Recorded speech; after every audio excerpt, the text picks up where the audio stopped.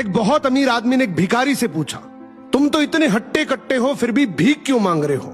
भिखारी बोला, साहब मेरे पास महीनों से कोई काम धंधा नहीं है, अगर आप मुझे नौकरी दे तो मैं भीख मांगना छोड़ दूंगा।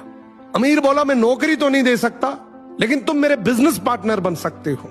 मेरे पास एक चावल का प्लांट है, तुम चावल बाजार में सप्लाई करो और मुनाफा महीने के अंत में बांटेंगे।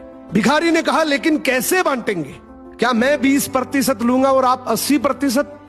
अमीर बोला, मुझे सिर्फ 10% चाहिए, बाकी 90% तुम्हारा होगा, ताकि तुम जल्दी तरक्की कर सको।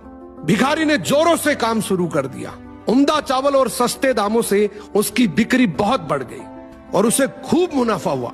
लेकिन जब मुनाफा बांटने का समय आया तो भिखारी ने सोचा, सारी मेहनत तो मैंने की है, तो अब अमीर आदमी को 10% क्यों दूं?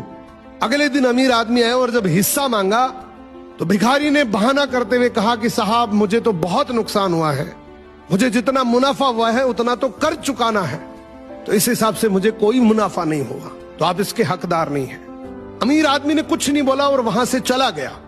भिखारी बड़ा खुश हुआ, सोचा सारा प्रॉफिट मेरा हो गया। अब भिखारी उन पैसे से रोज मौज करे। ऐसे करते करते उसके पास से सारे पैसे खत्म हो गए। अब पैसे भी नहीं है और काम धंधा भी नहीं है, तो मजबूरन उसको फिर से भीख मांगना शुरू करना पड़ा। एक दिन वो अमीर आदमी उसके पास से गुजरा और उसको देखा, क्या ये तो फिर से भीख मांगने लग गया। अमीर आदमी ने एक बहुत अच्छी बात बोली कि इस दुनिया में गरीब और अमीर आदमी जो होता है ना, उसमें सबसे बड़ा डिफरेंस होता है उसकी सोच का।